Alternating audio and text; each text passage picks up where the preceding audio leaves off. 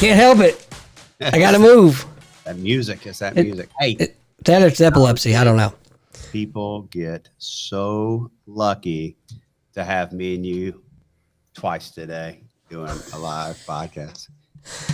I'm not sure lucky is the word I would have chosen, but yeah, I'll go with it. The Marine Corps birthday, so it's our day, so we can do what we want. That's right. Hi-ya! Hey, really excited about this one as well, doing highlighting Amy today. And this is going to be awesome to talk about some great things that you have going on, Amy. And we'll get to that. But first, tell everybody a little bit about who you are. Well, I'm Amy. I am a mom of two. I am a former educator, still an educator, just doing my own thing outside the classroom. Yep. I'm a youth empowerment, a parent empowerment coach, and assembly speaker. I go all over the country, and I get to breathe empowerment and self-confidence in our elementary and middle school students, as well as helping parents to feel they can empower their kids at home while empowering themselves as well. And I help teachers because our teachers need a little bit of that help as well to feel empowered in the classroom, especially as we are coming out of the years of COVID.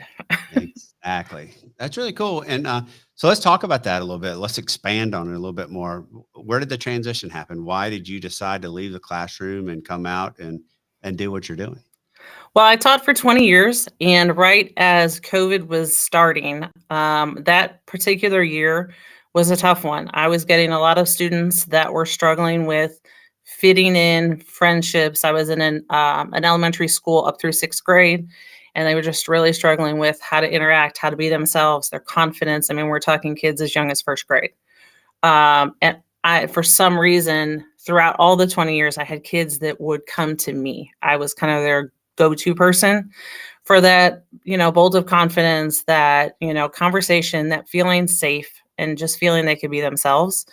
But I was also that kid, so I understood where they were at in that journey. And honestly, I was so done within the classroom because it was the confines of the curriculum, the structure, the politics.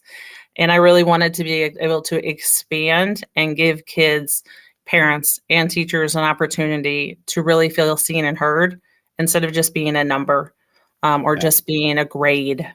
So that was right at the beginning of COVID. I was also in my own personal struggle, my own kind of, I won't say identity crisis, but just trying to figure out where I wanted to go next, why I was unhappy, why I felt burnt out. So I had to do my own work before I could really dive into this to be able to help, the kiddos. So I did a lot of self-growth that year as we all had to be within our houses. So it was a lot of work, but I came out being able to create my own business and do my work on my terms to be able to help the kids based on my story, and be able to give them a little glimmer of hope that they could just be themselves in a world that says, do this, wear this, act this way, put this makeup on, or be a certain way. So they could really just stand out and embrace who they were and feel empowered within that. It was huge. Yeah. So we've talked about this before, and let's look. So in the classroom, you want to connect with these kids, but you make a very significant point that you were that kid. So what are some of the ways that when you go in and you're speaking, what are some of the ways that you break down the barriers, you bridge the gap? Because I think some of these are cool. Yeah. So one of the things that I do is I tell my story of middle school. I show my my 5th grade picture from 30 some odd years ago. And I talk about 30 some odd mean 30 some years ago, Matt. Go ahead. From what grade?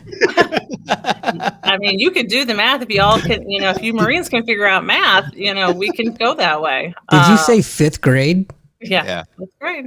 Oh my God. Yeah. All right, so go ahead. So yeah, keep going. And I literally put up a picture and go, this was me when I was your age. And I struggled with looking at myself in the mirror and loving the person I saw. I was overweight. I wore glasses. My mom cut my hair really super short because she thought that's what I needed.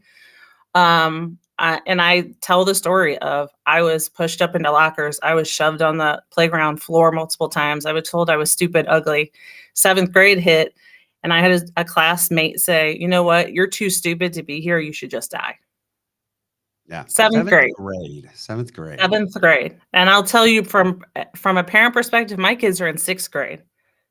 I would whoop somebody if I heard that from if my kids came home and told me that. And believe me, my parents were ready to do that. Yeah. But how would that have helped me? If they had stepped in and tried to fix it, but they didn't. They took me along to be able to sit down and say, what can you do? How can you advocate for you? And that's what I encourage the kids to do. Listen, you're loved exactly as you are. You are important. You matter. That kind of concept of understanding that just because your hair is a different color or you don't have any hair, just saying, or because you wear something different, you don't look like the magazine covers. This message brought to you by Personal Attack Fridays. You're loved no matter what, however. You're loved no matter what, and embrace that. And I talk to them a lot. The thing that I referred to them when I was in middle school is I found music. Mm-hmm. And I always ask the kids, how many of you love music? How many of you love art? How many of you love sports? And I always say, hold on to that. Embrace that piece of you. If that's what you love, don't let anybody else tell you anything different, that music is stupid, art is stupid. Don't let them tell you that. And if they do, those aren't the people that you want to hang around with. Yeah. And that's a big piece for that age group, is to understand that not everybody's going to be your friend. Yeah. Absolutely. And I think sometimes as adults, we need to be reminded of that too. We do. 100%. 100%. And, and what you're doing is you're closing that gap and you're making them understand that, hey, this is what people think all the time. People think they're the only ones who've ever experienced it. You've heard me say that a lot.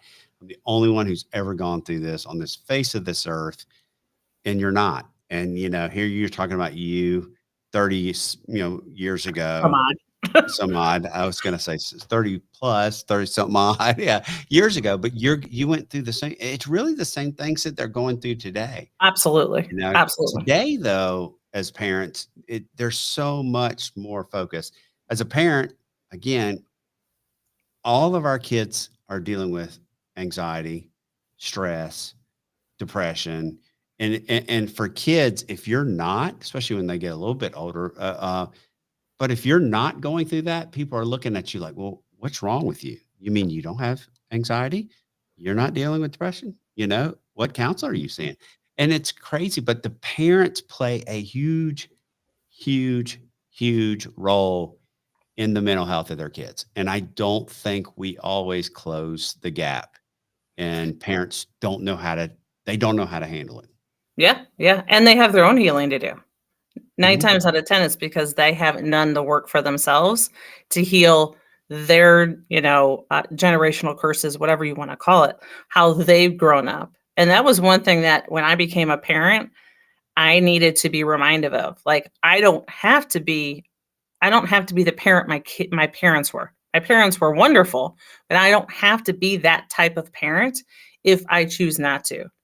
I would get asked over and over again, well, do you spank your kids? Do you, and I was like, well, I used to, but it didn't have any effect on them. Yeah. They thought it was funny.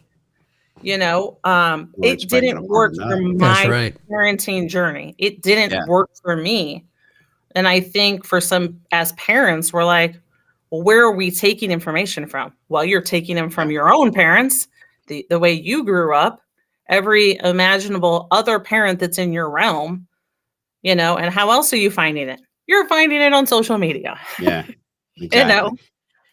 But I think you have to understand that every single parenting journey is different, but there are some ways that you can try that may help you feel a little bit more empowered in how you handle parenting, no matter what their age are.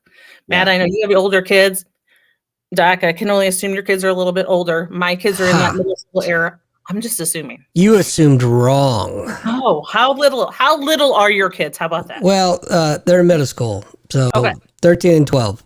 So you're right in the thick of it, we say, of trying to figure out who the heck they are. Oh, And I don't where need to do figure out they- who the heck they are. They need to figure out who the heck I am. Oh, okay, Quick. well, so you're on the parenting journey of figuring out who you are. And Oh, no. who I they know who want I you to am be. also. They need to figure out who I am, because if they keep talking that crap, they ain't going to have a mouth to be talking with. So there's a lot to the parenting journey, as it Yeah. were. Everybody's trying to figure out their place. Everybody's trying to figure out their relationship with their kids, with their parents, and where their place is within society, within their classroom, within their friends. And I think for parents, you have to be able to willing to work on yourself to be able to be the best parent for your kid, Yeah. whatever that looks like. Well, you bring up a valid point, and I think this is one of the problems with us as parents nowadays is we look back and we're like, ooh, look at all the stuff we did and look at how we barely survived and we're lucky to be here. Therefore, we're not going to let our kids do anything. We're going to keep our kids in this little bubble. We're going to keep our kids. Yeah, there we go. We're going to keep our kids in the bubble because we have to protect them. And I'm here to tell you that is the wrong answer, the worst answer, because you think you're doing your kids a service and you're actually, to me, you're doing them a disservice. 100%. That would be my biggest advice as somebody with older kids is your kids have to experience life and they're going to survive. They're going to be okay. Yeah. You survive, but we overprotect to the point that our kids can't even stand on their own 2 feet. Therefore, when you're talking about dealing with stress and anxiety, a little example I use all the time, because it's a question that I've talked to a lot of kids about. Hey, are you okay? What's going on? Well, I'm anxious. I got a lot of stress. Well, what are you stressed about? Well, I have 3 tests this week and I'm overwhelmed. Well, guess what? I'm sorry to tell you, but 3 tests this week is life. But they don't know how to handle it. Just using that as an example. And so when we overprotect, we're doing our kids a disservice. Yeah. My wife, I'm sorry, go ahead, Amy. No, I was going to say, and we project our own anxiety on our children at times. So the concept of anxiety or stress, where do they learn that from? They learn it from us. So if we're stressed and anxious, guess what? They're going to be stressed and anxious too. Exactly. And not really understanding what that means. Yeah, exactly. My mom always used to say, I'll give you stress. Yeah. What the hell does that mean? My wife is so guilty of that. Oh, yeah. And I'm sure the kids, they could probably, if they could get a nickel for every time they heard the phrase, you got to pop them off the titty, mama, they'd pay for their own college. I mean, seriously, it's ridiculous. It causes a lot of friction between us. Well, it's not just your, it's really across the board. I think it's a huge problem with us now, with our society, is that we overprotect and we don't teach them how to. I'll give you another great example because I think it's a wonderful example. We give these things called mental health days off from school, and a mental health day off from school. If you haven't seen it, it's basically a teacher's work day, but we're going to give them a mental health day off. Well, if you're a young 13-year-old boy, mostly maybe, but if you're a young 13-year-old, what are you going to go home and do? You're going to play Xbox? You're going to play PlayStation? You're going to play, Call of Duty or whatever it is that you're doing. You're not getting any skills or anything taught. Why not bring somebody like Amy into your school? And today is going to be a mental health day, a mental wellness day, and we're going to give you the tools to handle the stress and anxiety and the things that you're going through and do a better day off. I am totally against a mental health day off because a lot of times a mental health day off is a kid at home while their parents go to work because they're trying to make ends meet and you're at home alone. Maybe not even eating a meal because you can't afford a meal. What? Or you're running the streets. Or you're running the streets Right. with, in the middle of the day because mom and dad both have to work, or it's just mom, just dad, whatever. How is that mentally helping them? Yeah. We need to bring in resources that not only help the kids with the mental health, but help our teachers and our parents. Correct. Again, the program is threefold: parents, teachers, and students. You have to have all 3 of those persons on board for that mental health, not just, well, we're going to send you home while the teachers have to sit through another freaking personal development day that they don't want to be there for anyway. 100%. We're soapboxing. This is great. Go ahead, Doc.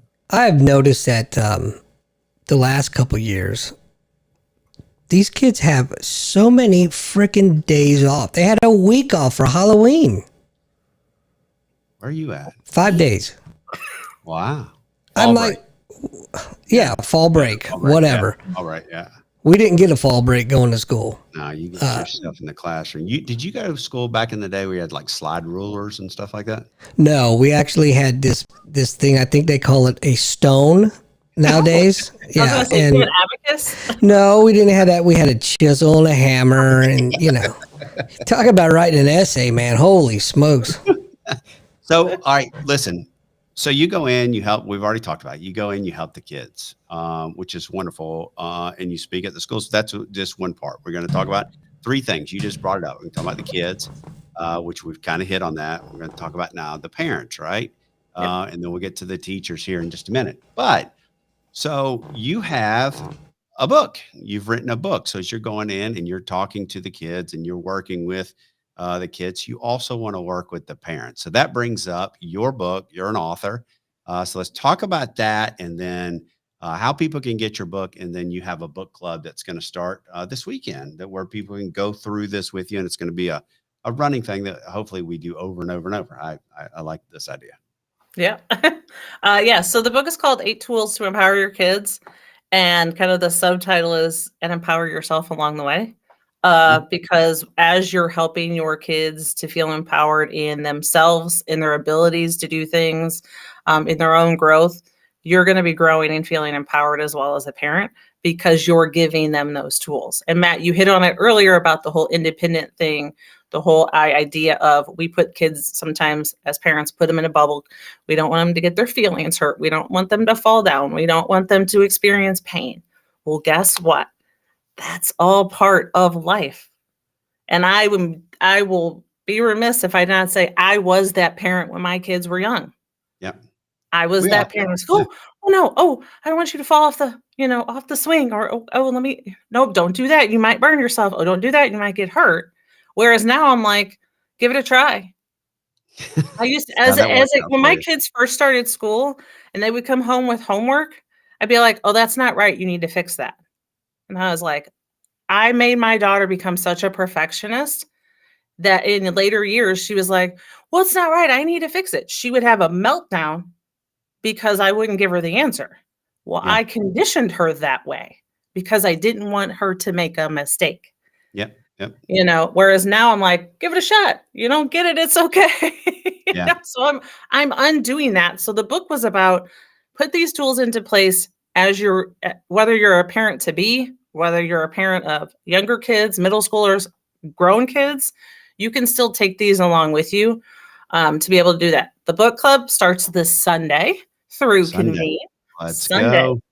Sunday, 7 p.m. Central Standard Time, or if you're in Matt world, it's 8 p.m. Eastern Time. 8 p.m. Eastern, Sunday night. So get you started going into the week, thinking about how you can help your kid out, how you can empower your kids and all. Yeah. And this is really about parenting. This is parenting. Take the tools that you need, fill your toolbox.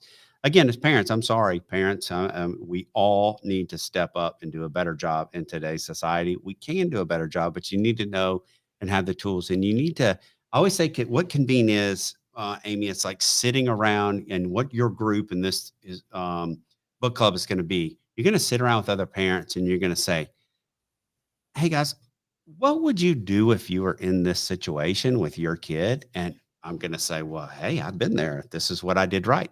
This is what I did wrong. Do this or don't do this, or this backfired, because we all have life experiences. Again, we think we're walking alone as parents. We're not. We're all going to have different thoughts, different ideas, and different things that we can share. And that's what this book club is going to be able to share. Give us some examples of what the 8 tools are. So a few of them are the first one that we're going to be talking about is all about independence, giving your children space to become independent, whether that's in the classroom, whether that's with friendships, whether that's on the playground, giving them opportunities to learn life skills. You can start that as young as 1 or 2. Have your kid help load the dishwasher or throw I don't know, something, clean off the kitchen table from dinner.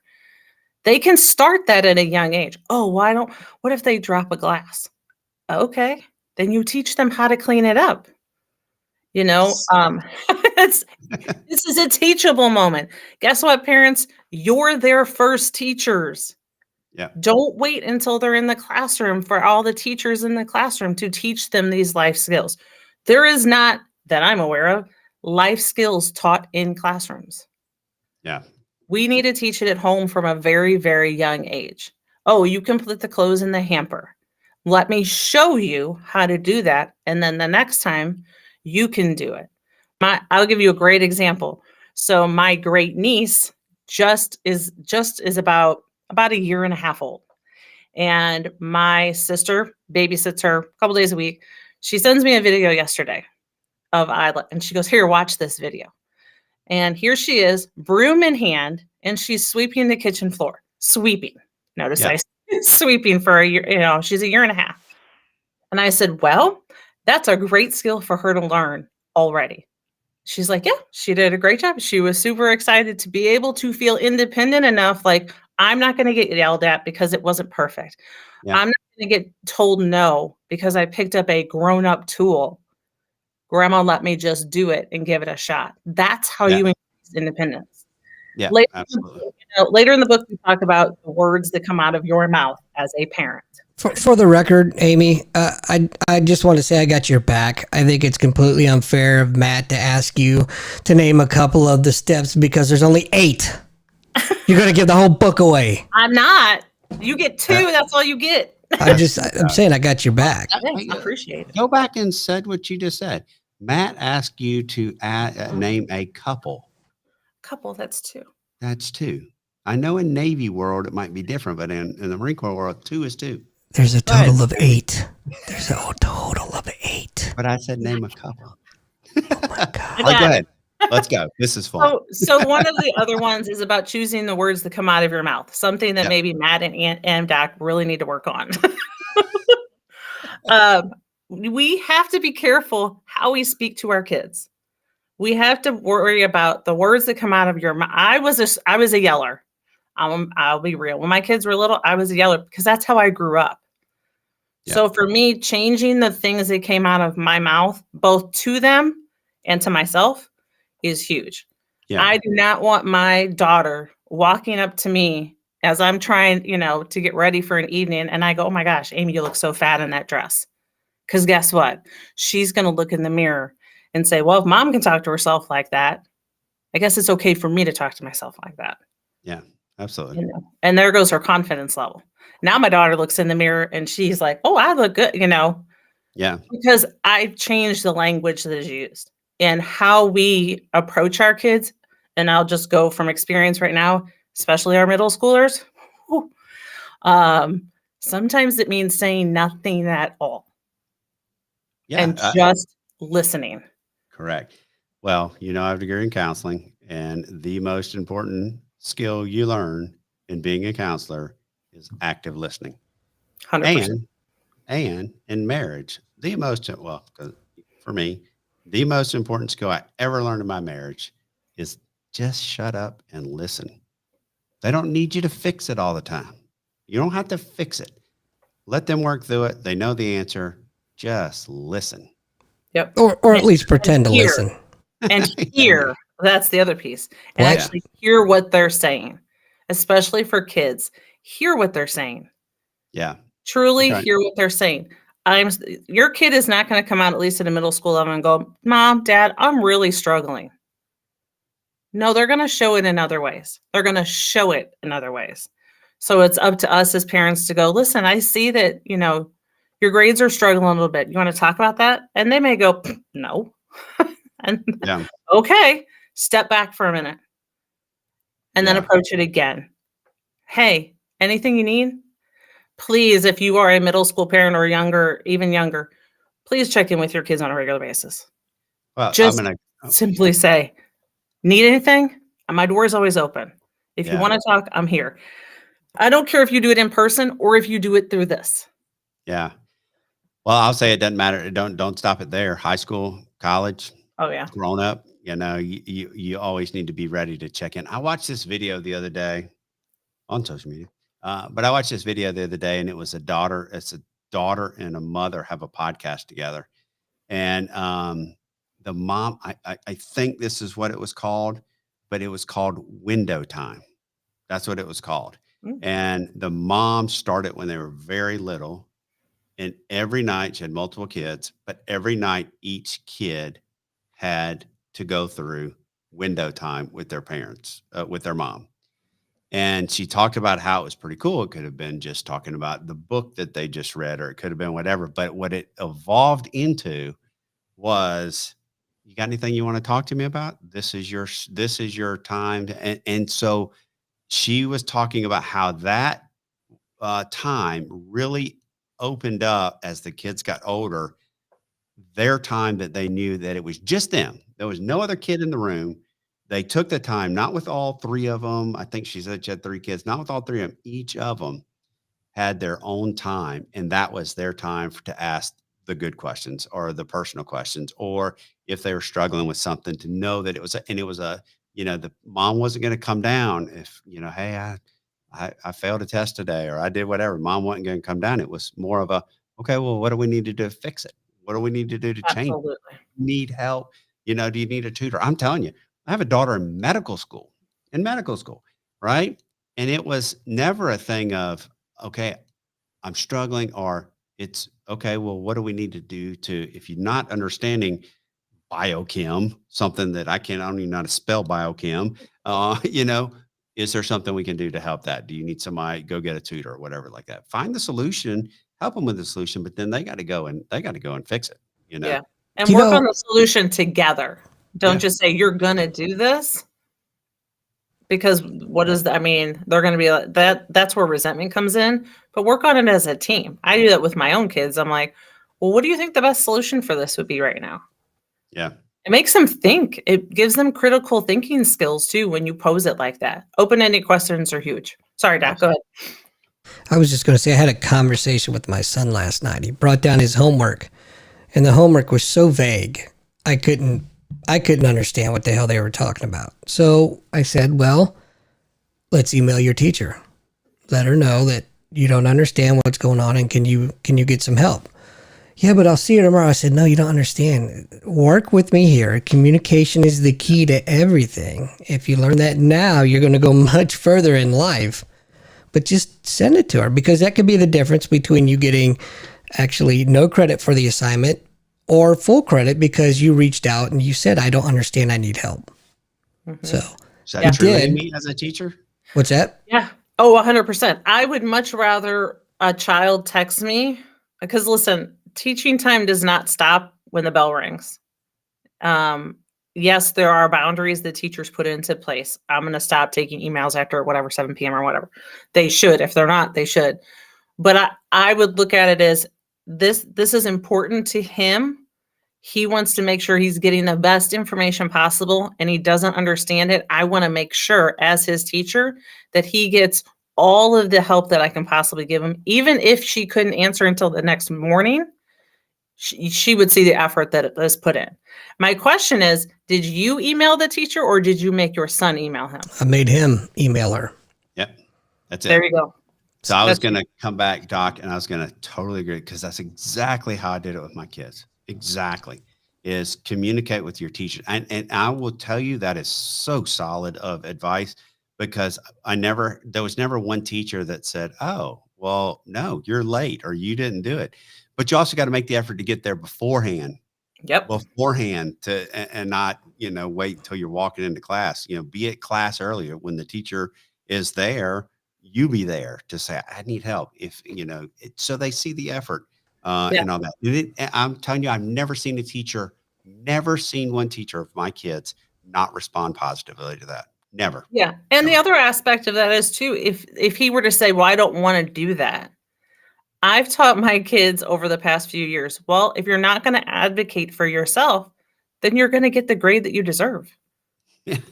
We had that conversation also. Yeah.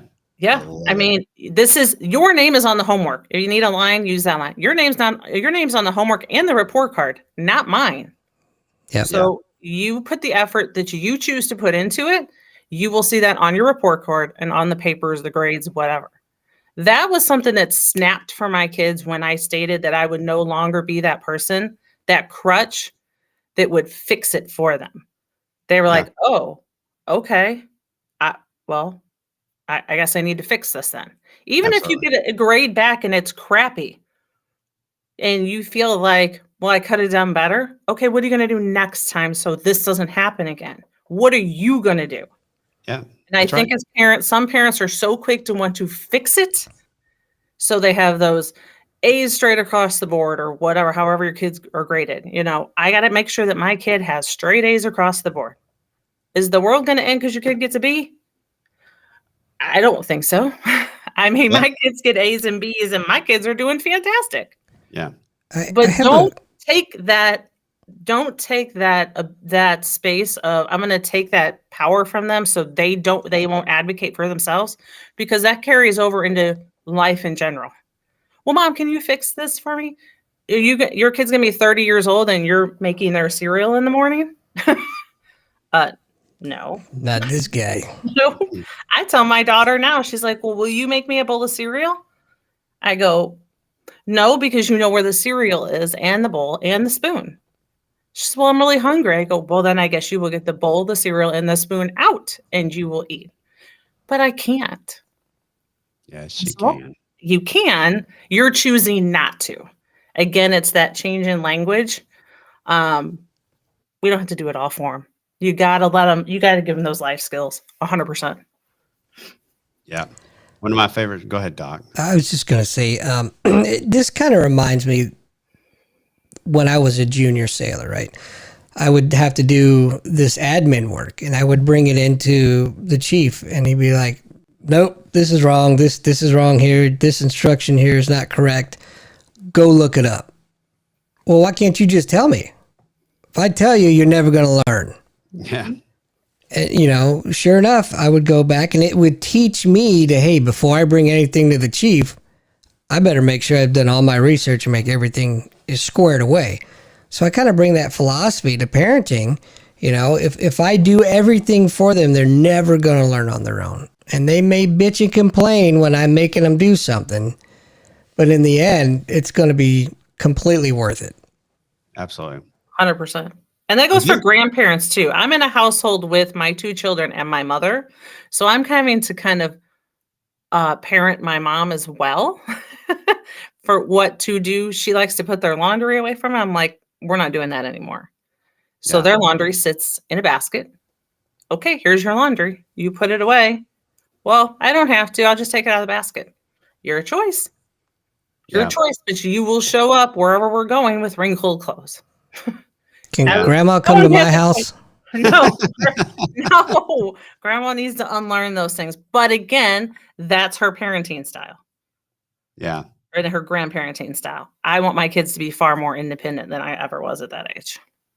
Well, one of my biggest learning points as a parent, this is very true, is my son was off at college and I was flying air medical at the time. So I'd gotten a Ford Fusion to drive because I was having to drive some distances. Well, my son was driving my Ford F-150 Super Crew. Now think about that. Here you go. You got an 18-year-old kid driving a Ford F-150 Super Crew, nice car.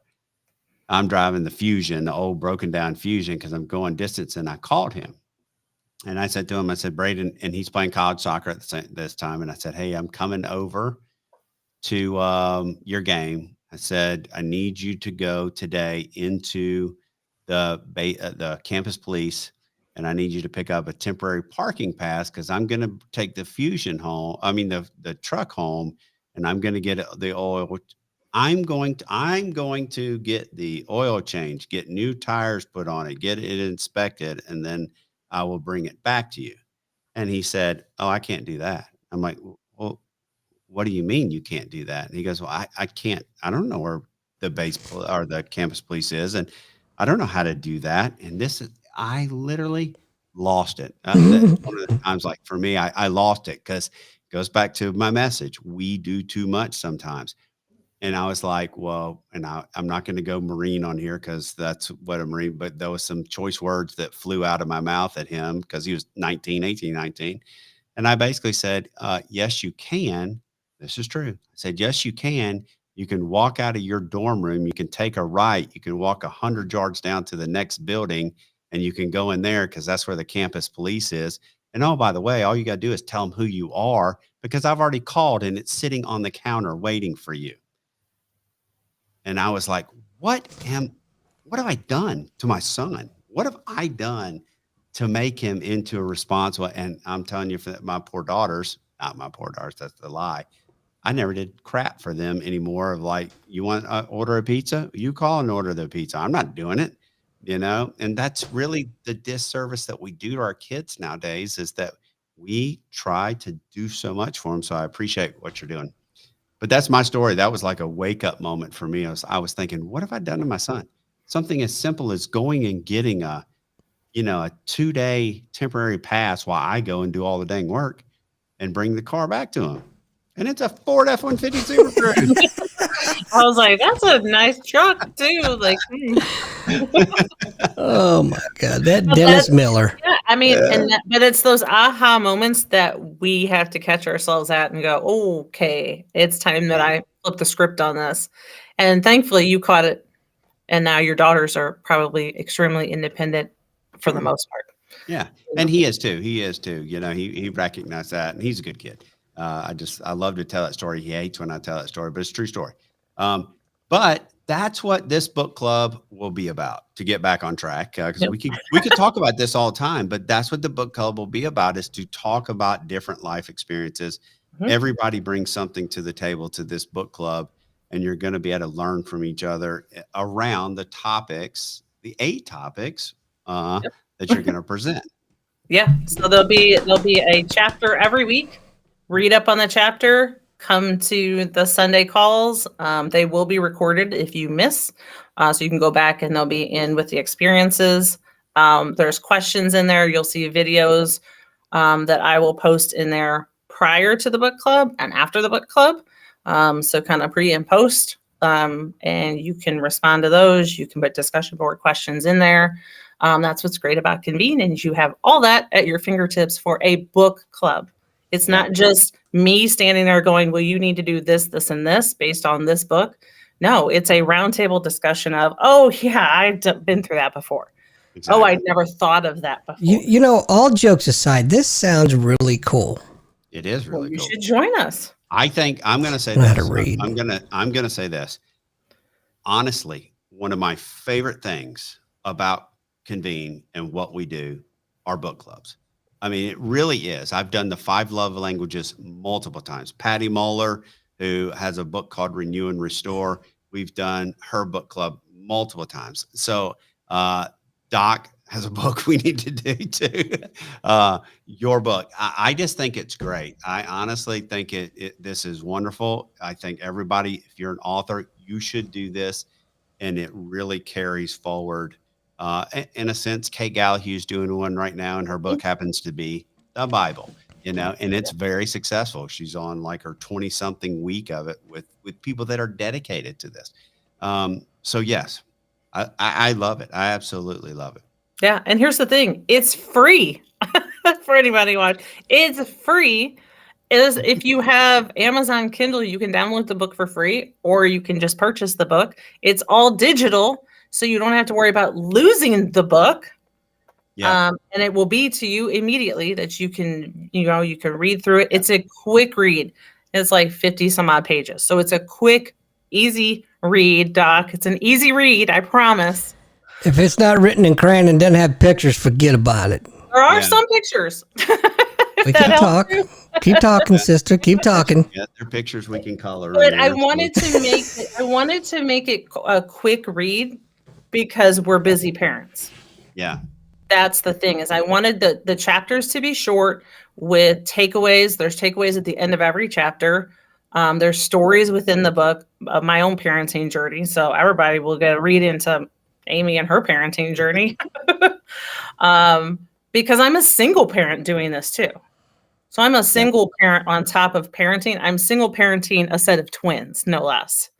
So God bless you. You Yeah. will get to see there'll be stories within the book that I talk about the differences between parenting with a daughter, parenting with a son. That could be a whole Yeah. nother thing to talk about, you know. But Yeah. there's something for everybody within the book. I know we've got Dr. Mel is joining us and she's a mom to be. This is a great thing to be able to jump into and go, oh my gosh, I remember that tool. I can pull it back out and use it when my little one is ready. Yeah. Let me get this QR code. I got to order the book here. So let me click that QR code. There you go. All you have to do is scan the QR code and it'll pull up the link to the book. Yeah, I'm excited about this. I totally am, and I'm not just saying that. I mean, I think it's going to be really, really, really cool. So, two things: click the QR code, order the book, and read ahead, chapter 1, and then click join the community, so you're able to go get into the community and join the group and all that. So And you can get the joining the link for community this is thing called free. the community You is know, free. It's it's a free. parenting community. It's and your group is in there. What's your group called? So this one is specifically the 8 tools to empower. My group with that this is a subgroup of is empowered parents equals empowered kids. Yeah. You can find that within the group. There's also a podcast group that I do as well. My, podcast, we've interviewed some dads before, so we got dad perspective. Yeah. And we're getting ready to probably once the holidays cease, we'll be kicking that back off again in January. So Yeah. there's Okay. lots of great information in there from all different, not just me.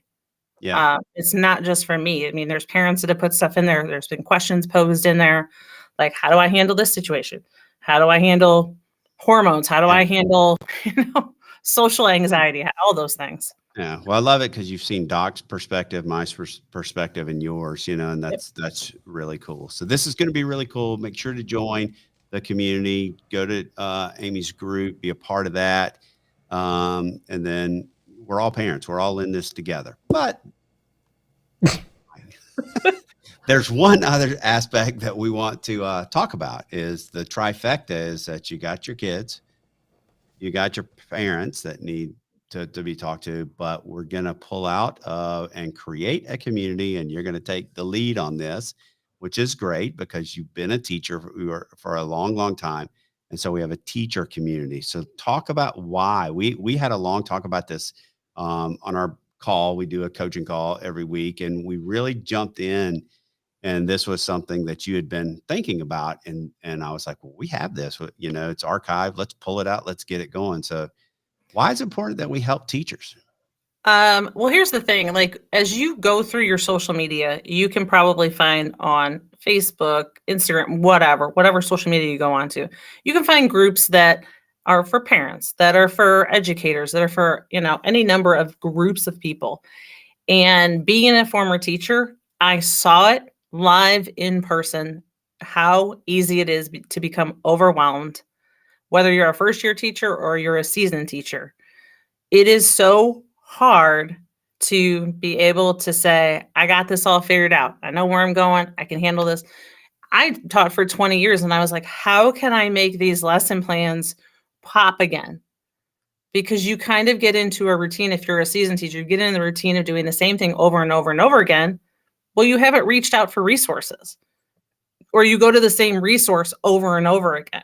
You don't collaborate with people. I can't tell you the number of times, especially the last few years, I would have brand new teachers not go to the coach that's in the building, but come to me and say, can you help me with this? Can you help me with this lesson plan and how I can make it better for my kids? Or how can I feel so overwhelmed in this particular subject because I don't feel confident enough in it. Well, let's talk about that. I became like a side coach almost for the Yeah. teachers. And I'll give you a great example. My niece just started her first year of teaching. She's teaching second grade. And she is a few months in, completely overwhelmed already. Yeah. Completely over. I'm like, well, that's not a good start to your teaching career. And she's like, well, Amy, I just, their behaviors. Okay, well, that's something that is huge for teachers, handling certain behaviors. It's classroom management. She's like, I don't feel like I'm doing enough. Okay, well, that's confidence. She's like, well, what else can I do to help this kid learn? That's probably a huge question for teachers. How can I get this child to understand the concept I'm trying to get, because teachers are under a tremendous amount of pressure to get the curriculum in. Yeah, we got When I say standards. like shove that curriculum in these kids, whether they get it or not, we're moving on to the next lesson because we have to get it in per state regulations, per district regulations. Otherwise, we look bad. Yeah. What if we just taught? What if we gave them opportunities, resources?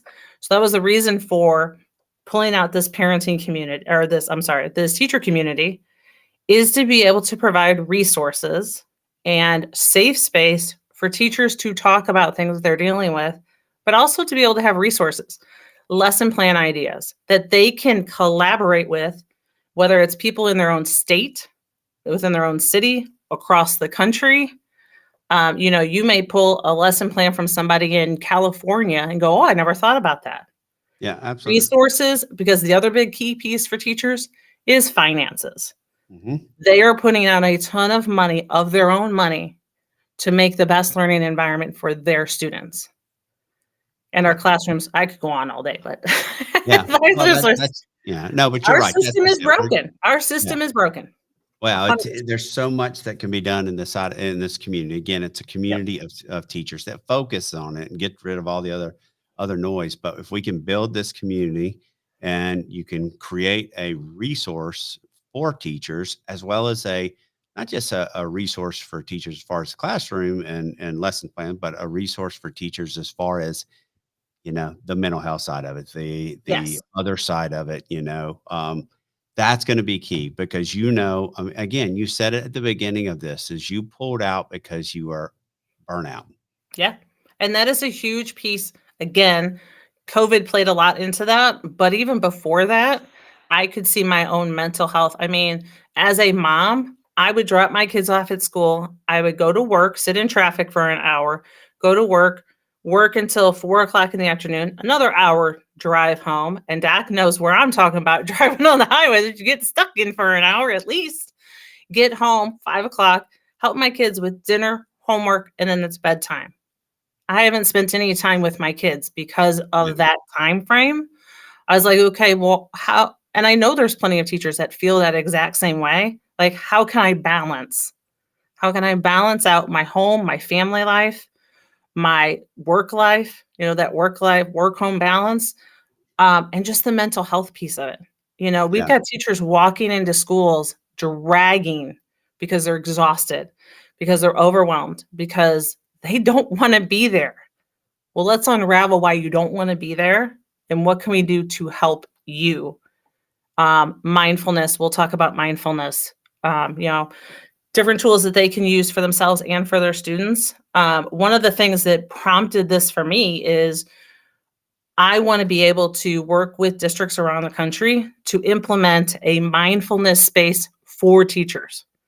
We have these calm down corners for kids. We have these calming rooms for kids where they can go when they're overwhelmed, but we don't have anything for teachers.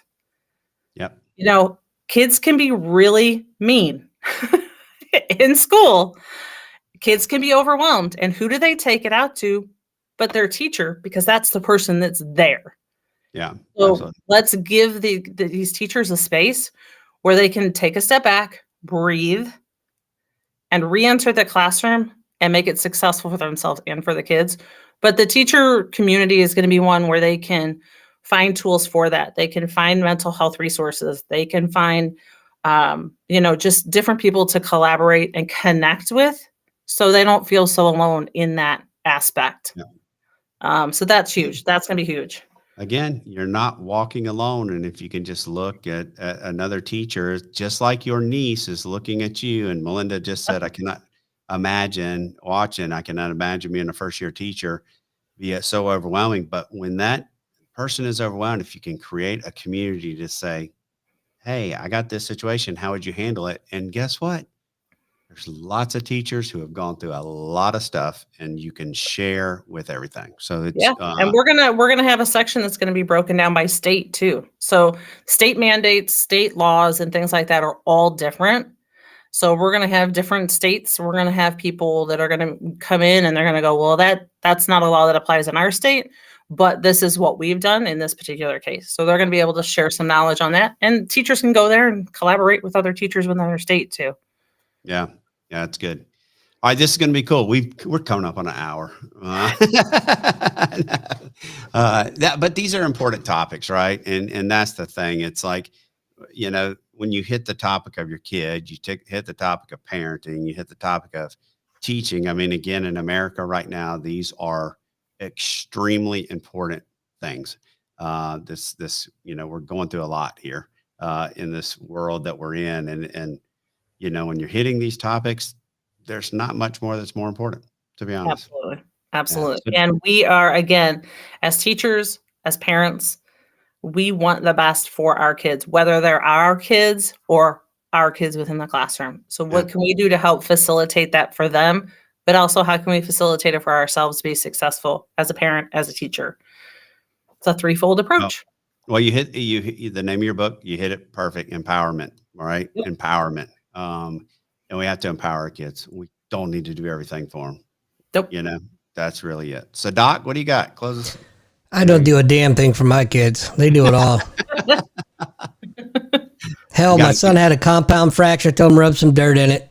Yeah, get up and go. That's right. Right, exactly. What are you doing? Suck it up, Buttercup. Suck it up, right. Buttercup. I give him a straw. Yeah. No. Well, look, Amy, go ahead. I was just going to say, Amy, thank you so much for coming on and sharing this wonderful information. And the book club thing sounds pretty awesome. Thank you. Yeah. It's going to be fun. It's going to be fun. And it's going to be, you're going to walk away with some tools that you can hang on to for no matter how old your kids are. Well, that's awesome, because I'm a tremendous tool. We do know that. I was going to say, I think we've already established that. Hey. Amy, go on to Facebook when you get off this and put your link in the comments of how people can get to the group. Yeah. We already put the book in there. So I think the link to that. So that's good. And then, but link to your group as well, so people can know where to find it if they want to come and be a part of it, and how they can get in touch with you. Yeah. All right. Thanks, guys.